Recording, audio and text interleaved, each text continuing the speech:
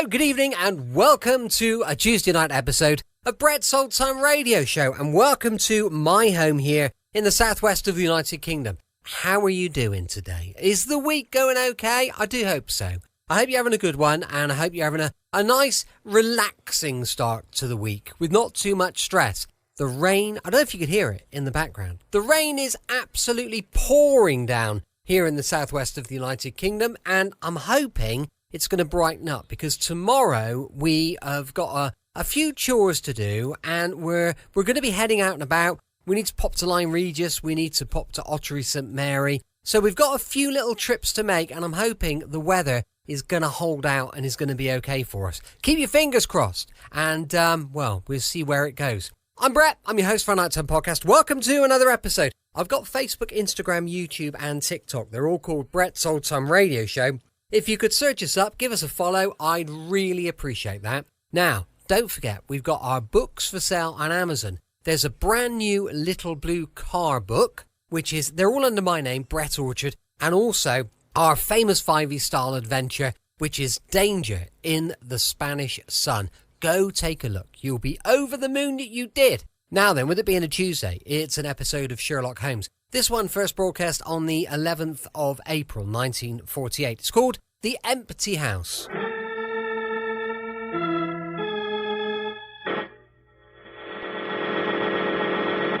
From New York City, the makers of Clippercraft Clothes for Men and 1,036 leading retail stores from coast to coast present the world's most famous detective, Sherlock Holmes.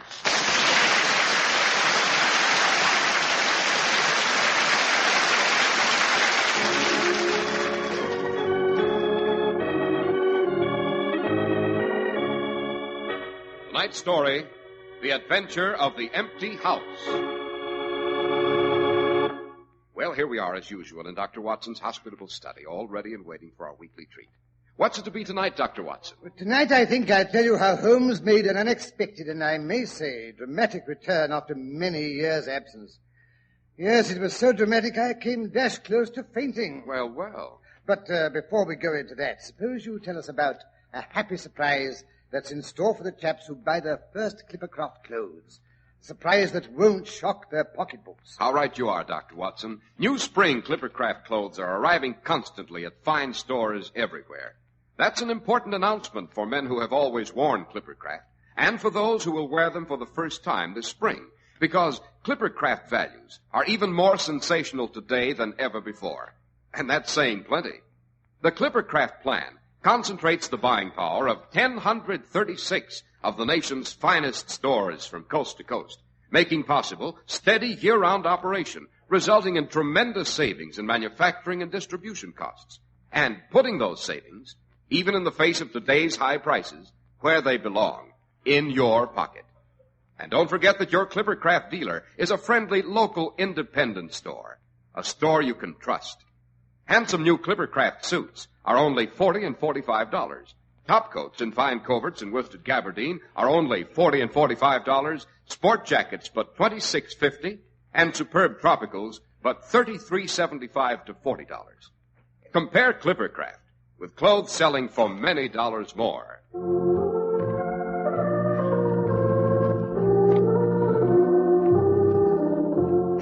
And now, Dr. Watson, to get back to Mr. Holmes' dramatic reappearance. Right. You know, I've always said it's a good thing to absent yourself from time to time. Makes people appreciate you when you come back. That's what Holmes said the time he was missing for 3 years. 3 years? That's a pretty long lapse of time. Yes, it was rather. Everyone thought he was dead. What a horrible time that was. I couldn't bear to live in our old lodgings in Baker Street. Associations and everything. Yes. It's funny how sentimental we all are underneath. I'd taken up my quarters in a more fashionable part of town and resumed my medical practice. It was after Holmes had succeeded in driving Professor Moriarty out of England. We all believed Holmes had sacrificed his life to rid society of that evil spirit. That sounds terrifically exciting, Doctor. Won't you tell us how Holmes managed to put a finish to Moriarty? What? Kill off Professor Moriarty before I've told you the rest of our adventures with him? Well, I should say not. Never catch me throwing away good material, but let's get down to cases. Fair enough. Very well. It was in the spring of the year 1894 when all of London, the fashionable world in particular, was dismayed by the death under most unusual circumstances of the Honourable Ronald Adair. That likeable young gentleman was the second son of the Earl of Maynooth. He lived, together with his mother, the Countess of Maynooth, and his sister Hilda, at 427 Park Lane. The youth moved in the best society, but was very fond of cards, played continually. Aha, piling up gambling debts he couldn't pay. Well, as a matter of fact, it came out in evidence that he had actually won as much as £420 in one sitting at his club the week previous, from Godfrey Miller and Lord Balmoral, I believe it was. His partner was a certain Colonel Moran. But then he must have been well ahead of the game. Oh, quite. And yet it was to this easygoing, likeable, I might even say lucky young aristocrat that death came in a most strange and unexpected form on the night of the March the 30th. He returned from his club shortly after 10, his mother and sister having gone to the opera. The butler, Peters, swore that he heard him enter the front room on the second floor, generally used as his sitting room. The night being chilly, he had lit a fire, and as it showed a tendency to smoke, one of the front windows had been opened about 4 inches. Nothing further was heard from this sitting room until 11:30, the hour of the return of Lady Maynooth and her daughter. Peters testified that her ladyship seemed rather agitated.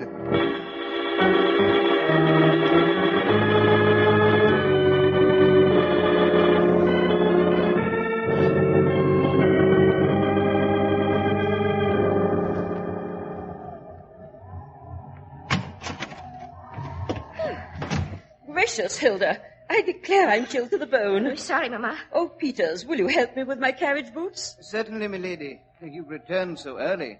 I trust the opera was not a disappointment. Oh, no, indeed, Peters. It was heavenly. Only Mama can never bear to stay for the death scenes at the end. So depressing, I always think. Why, Mama, I've always thought Carmen was terribly gay.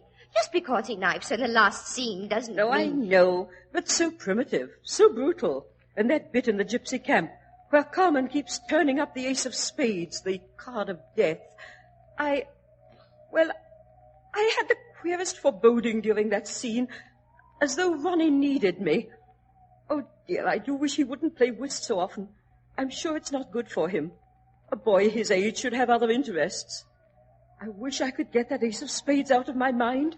I can't help feeling it means something. Oh, nonsense, Mama. You've just given yourself another case of the fidgets. It's the English climate that's depressing you, that's all. One day of sunshine and you'll be as gay as a lark. I'm sure I hope so. Oh, dear, listen to that wind. Fog and rain, rain and fog. Peters, has Mr. Ronald come in yet? Yes, milady. Over an hour ago. He's upstairs in his sitting room. Well, thank heaven for that. I think I'll just go up and say good night to him. That's right, Mama. Make sure he isn't sitting in a draught. Hilda, really? I declare I don't know what children are coming to nowadays. No respect for their parents. Good night, darling. And you're not to sit up till all hours, mind. No, Mama. Really, I don't know how young girls nowadays expect to keep their looks if they never go to bed. Oh, dear, that wind, it's so eerie. Ronnie? Ronnie, dear, it's Mother. Why, it's locked. The door's locked. Ronnie, are you all right? Ronnie! What's the matter? Ronnie, he's locked himself in. He doesn't answer. Peters! Hilda! Oh, come quickly, I'm afraid. Okay, Mother. Oh, Ronnie! Ronnie! Why don't you answer? No, don't worry, milady. It's all right, Mother. He's probably fallen asleep. Ronnie! Oh, Hilda, I'm frightened. Peters, can't you break the door down? I can try, milady. Here, let me help. Now then, both together.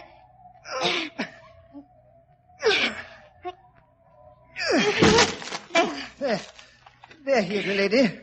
Fallen asleep at the desk. But he looked so strange. Cards scattered everywhere, and look there. The ace of spades. There's blood on it.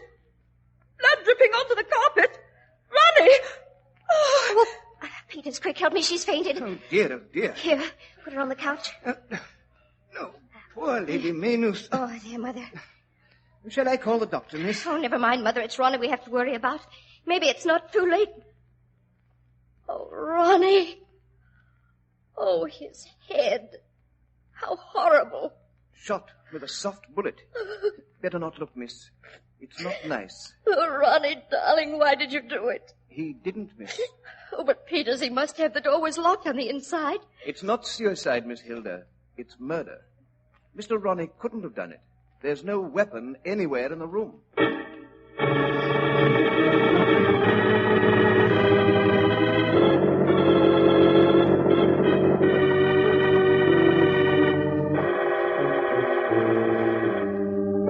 But look here, Dr. Watson. Ronald Adair was in the second-story sitting room with the door locked on the inside. Exactly, Mr. Harris. Furthermore, he was in the room alone. Yes, but if someone else shot him, how is that possible? That's what puzzled the authorities. No one could have climbed up to the open window without leaving traces of some sort.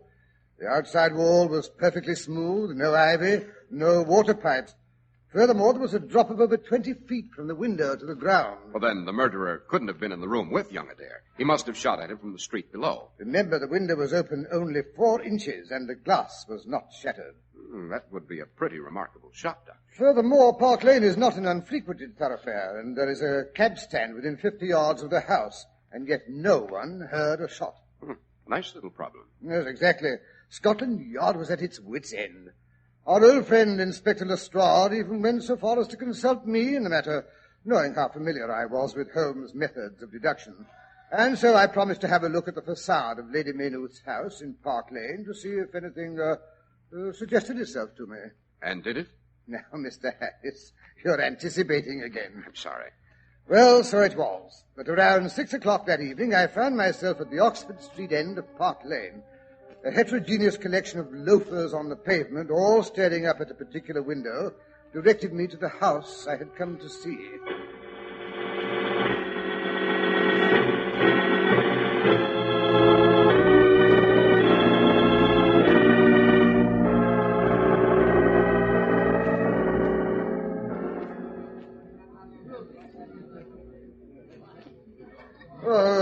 Good evening, Constable. Good evening, Dr. Watson, sir. I was told you might be dropping around for a look at the scene of crime. Yes, nice little crowd you've collected here. Yes, sir. Nothing like a good murder to bring him out of their house. Hey, look at that old codger up there with the white whiskers. Pushing his way up to the front. But he ain't been out of doors for months. Looks fair dusty, he does. Oh, you mean the bibliophile. The what, sir? Book lover. Oh. Notice the titles of the volumes under his arm. Say, let's have a look. Origin of Tree Worship. Sign Language of the Druids. Life in Early Crete. Evidently collects obscure volumes, either as a trade or a hobby. Well, I never would have noticed. I'll hand it to you, Dr. Watson. You're almost as good with your deductions as Mr. Sherlock Holmes himself. Elementary, my dear Constable, elementary. Poor old fellow. He's got a bad cough. Lung condition, probably. Well, there doesn't seem to be anything much to discover. No possible way of scaling the front of the building from below. How about the roof? Could he have come across from another building? No, sir. Inspector Lestrade looked into that first thing. Roof's all divided off with iron bars. Spikes on them. About as easy to break into as the Bank of England. Well, may as well be getting on home. Yes, I dare say even Holmes couldn't solve this. Here's look where you're going, you clumsy fool. Oh, I say, I'm terribly sorry.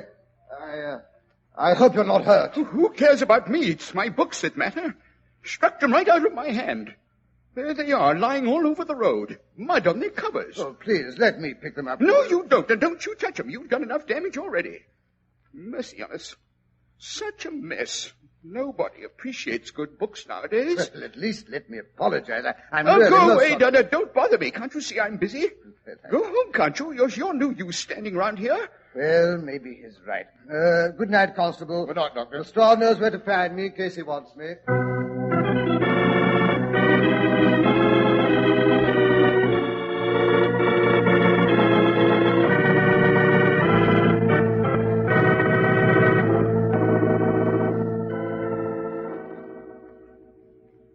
Any calls while I was out, Rosie? No, sir. Oh, good. Maybe my luck is in tonight. It's about time I had a peaceful evening at home. Oh, I spoke too soon. See what it is this time, Rosie. Croup or measles. Yes, sir, right away. No more privacy than a Siamese twin. Dr. Codcall is so his own. And as for ever get... Oh, yes, Rosie, who is it, and what does he think he has? It ain't a patient, sir. No? What then? I don't rightly know, sir. He's an old fellow with white whiskers, like a billy goat. Said to tell you it was your bibliophile calling. What? Oh, the bibliophile. You're surprised to see me so soon, eh? Well, how do you do? Come in. Thank you. That's all, Rosie. Oh, yes, sir. Well, please sit down. I hope you're recovered from the bump I gave you. Well, that's what I came to see you about, Dr. Watson. Oh, yes? I've got a conscience, sir, and when I chanced to see you come into this house, I came hobbling after you because I said to myself, I'll just step in and see that kind gentleman and tell him I'm sorry I was a bit gruff a while back and no harm meant. And I'm much obliged for offering to pick up my books. Oh, not at all. Maybe you collect books yourself? Well, no, I can't say that I do. Never too late to learn.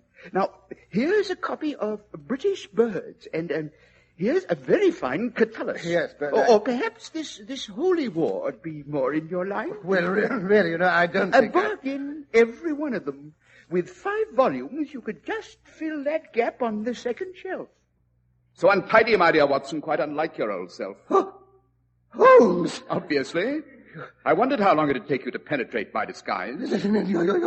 You're not dead. Your reasoning, my dear Watson, as usual, is faultless. Well, I'm... For heaven's sake, Easy, Watson, easy. My dear Holmes, I think I sit down. It's a very good idea. I'd better have a nip of this brandy. Yes, I could do with a bracer. My dear Watson, 1,000 apologies. I had no idea you'd be so affected. Well, I'm not made of chilled steel like you, Holmes. Where's my brandy? Here you are. That's better. So it's really you standing here in my study. Well, thank heaven, why, you old reprobate, you. How in heaven's name did you ever come back alive out of that dreadful chasm where Professor Moriarty met his death? It's quite simple. I was never there. Yes, but good heavens, Holmes, it's been 3 years.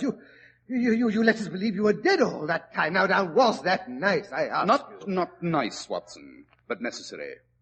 You see, Moriarty's gang was still to be dealt with. I was much safer if they believed I'd met my death at the same time as their illustrious leader. For 3 years, I've been living in disguise, tracking the members of that foul brotherhood to the ends of the earth. And now I'm happy to say there's only one left to be dealt with. But look here, Holmes, why didn't you let me know who you were when I bumped into you in Park Lane just now? Because, my dear Watson, you were being watched by the man I'm after. The last of Moriarty's gang. Good heavens, who is he? Someone you doubtless know, Watson. You may have even played whist with him on numerous occasions. And lost. Most people lose when they play with the tiger, as Moriarty used to call him. A clever man, Watson. Very clever. He not only suspects that I'm alive, he even guesses I've returned to London. Good Lord. Yes, but I mean to take advantage of this cleverness. I've set a trap for him. I expect to catch my tiger tonight. Tonight? Exactly. I don't suppose you'd care to come along. You just try to prevent me, that's all I have to say. Just wait till I get my hat and stick. I think you'll find your old army revolver a little more appropriate, Watson.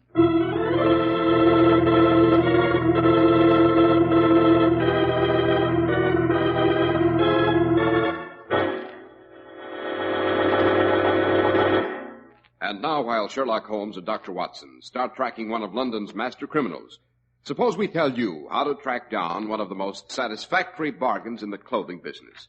Clippercraft concentrates on delivering exactly what you want in your clothes at remarkably low prices for such fine quality. You want long wear? Well, examine the rich, staunchly woven Clippercraft fabrics. You want comfort? You get it in Clippercraft through the most skillful designing experience can bring you. And you want the smartness your friends will admire? Clippercraft brings you all three. Smart styling, long wear, solid comfort at unbelievably modest prices. It's the result of the unique Clippercraft plan, concentrating the buying power of 1,036 of the nation's finest stores from coast to coast, and bringing you amazingly fine suits at only $40 and $45. Top coats in fine coverts and worsted gabardine for only $40 and $45. Sport jackets for only $26.50, and smart tropicals at only $33.75 to $40. Yes, selling expensive clothes at inexpensive low prices. at the nation's finest stores is the great big idea behind the Clippercraft plan. That's why men who know insist on Clippercraft clothes. So be sure to visit the Clippercraft store in your city. These leading stores in the metropolitan area are proud to add their names to Clippercraft in your suits, top coats, and sport jackets and tropicals. In Manhattan, John Wanamaker Men's Stores, Broadway at 8th and 67 Liberty Street. Saks 34th, Broadway at 34th. In Brooklyn, Abraham and Strauss. In Newark, New Jersey, Boulevard Men's Shop, Kresge Newark. And in Jamaica, the B&B Clothes Shop, 16408 Jamaica Avenue.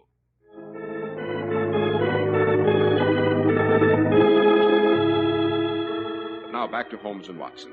We find them slinking down a dark and sinister little alleyway.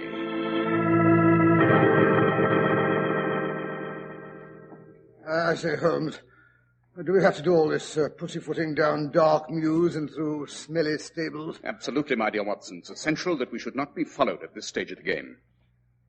Yes, we've passed Manchester Street and Blandford Street. Here, down this narrow passage. Good Lord. It's as dark as the black hole of Calcutta. Here, scale this fence. Scale the fence? Now, don't tell me you've let yourself get out of condition during my absence. Certainly not, only, do you think it's quite dignified? Probably not, but who'll ever know? Up with you. All right. Little better.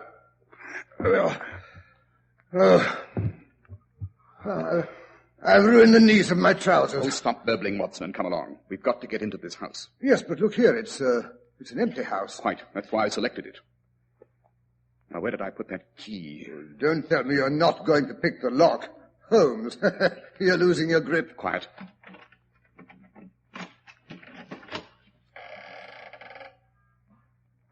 Come in. Easy does it. Shut the door after you. Gently, my dear Watson. Gently. Well, I'm doing my best. There was a draft. Well, now what? Come along upstairs.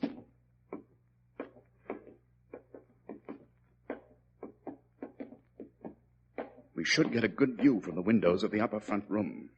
You know, Holmes, there's something spooky about an empty house. Strange noises, boards squeaking. Easy. We turn a corner here. Are you with me? Oh, absolutely.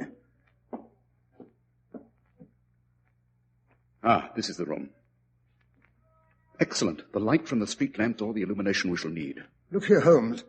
There's something familiar about this street out there. Why, of course, it's Baker Street. Exactly. We're in Camden House, which stands opposite our old quarters. Jove, no wonder it looked familiar. But why station ourselves here? Because it commands an excellent view of our historic dwelling. Might I trouble you, my dear Watson, to draw a little nearer to the window, taking every precaution not to show yourself. All right. And then look up at our old rooms. We'll see if 3 years of absence have entirely taken away my power to surprise you. Well, the windows of our sitting room are lighted. I see there's a man sitting in front of one. Well, look here, it's you. Well, that is, at least it's your silhouette. It's a bust of me, to be exact. Anything else of interest in Baker Street? Let's see. There's two disreputable-looking fellows leaning against a lamp-post. Excellent, Watson. I expected them. Holmes, good heavens, your head. I mean the dummy. It moved. Of course, our old friend Mrs. Hudson has orders to move it from below from time to time. Listen, what was that? Sounded like a door closing. Yes. I felt a draft. By all that's holy, he's going to operate from inside this building. I expected he'd work from the street as he did before. Quick, Watson, we've got to get out of here. He'll probably want this window. You mean whoever we're after, he's coming in here? Of course. Quick, Watson, into the next room. Here. Stand in the shadow where we can watch him without being seen. I hear footsteps. He's coming. Quiet if you value your life. Standing in the doorway. His face is in the shadow of his hat. Great Scott, his eyes blaze in the dark like a cat's. Like a tiger's, Watson. He's crossing to the window.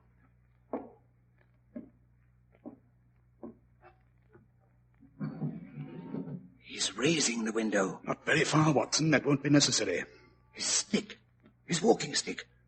Where is he pointing it out of the window? It's a gun, Watson. Devilish invention, doesn't make a sound. He's going to take a shot at my silhouette. When we hear the window across the street crash, we know he's fired. He's aiming. Get him, Watson, get him! I've got him! Don't move, you want... You thought you had me. Well, not before I squeeze the life out of you. Oh, no, you don't. Watson, are you all right? I knocked him out. Yes, absolutely. What's that for? Those two men from Scotland Yard down in the street leaning against the lamppost. I must say I thought our friend here would do his dirty work outside so they could deal with him firsthand. Here come the regulars. Well, if it isn't Lestrade. You bet it is. I took the job myself. And maybe we weren't glad to get your message at Scotland Yard half an hour ago. Although I must say we've done pretty well down there in your absence. Really? Solved the Ronald Adair mystery yet? Oh, well, that is... Our sleeping beauty seems to be coming too. Gentlemen, allow me to present Colonel Sebastian Moran, late of Her Majesty's Indian Army. I believe I'm correct, Colonel, in saying that your bag of tigers still remains unrivaled. You go to blazes. Yes, a remarkable shot. You and your air gun were invaluable to the late Professor Moriarty, eh? I might have known that wasn't you in the window. Quite. I'm surprised that such a simple stratagem could deceive so old a shikar. What do you mean by that? How often, Colonel, have you tethered a goat to a tree, lain above it with your rifle, and waited for the bait to attract your tiger? This empty house is my tree. You are my tiger. The only difference being that I did not care to be the goat myself. Take him away, Lestrade. Just a moment. You can't arrest me for taking a shot at a dummy, not even if it's the dummy of Sherlock Holmes. Yes, quite right.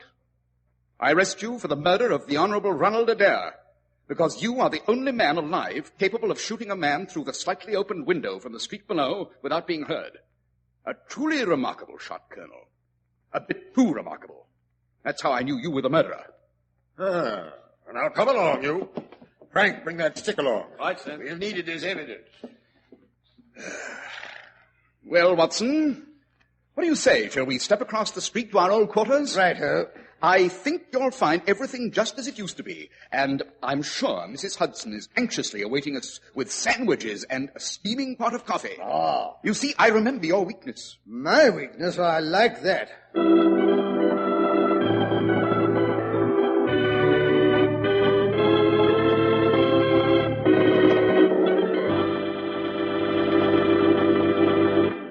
And that, Mr. Harris, is the story of how I went to live in Baker Street again and started another series of incredible and amazing adventures, which I shall tell you about, if it won't bore you. Well, what do you think, Dr. Watson?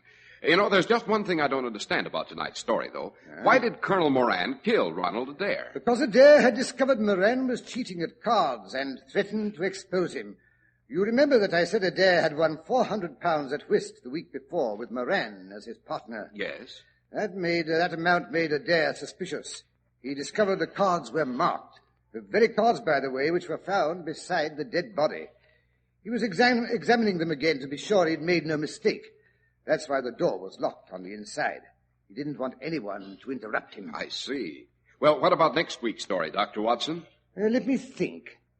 Next week, suppose I tell you about a rather curious dinner that Holmes and I attended in order to see if we could discover if a world-famous violinist was trying to poison his wife. Did you succeed? In a way, yes. Of course, there was a death, and but I'll tell you all about it next week.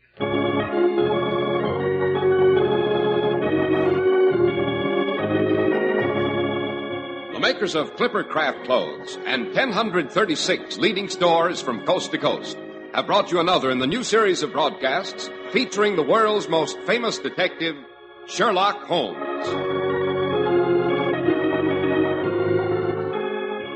Our stories are based upon the character of Sherlock Holmes, created by Sir Arthur Conan Doyle. Sherlock Holmes is played by John Stanley, Dr. Watson by Alfred Shirley, and the dramatizations are by Edith Meiser. Sherlock Holmes is produced and directed by Basil Lochran, with special music by Albert Berman.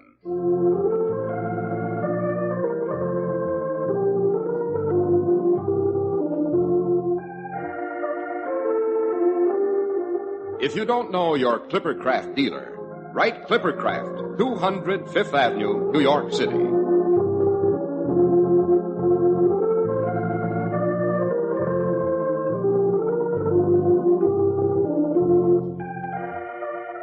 Be sure to listen next Sunday to Sherlock Holmes in The Case of the Very Best Butter.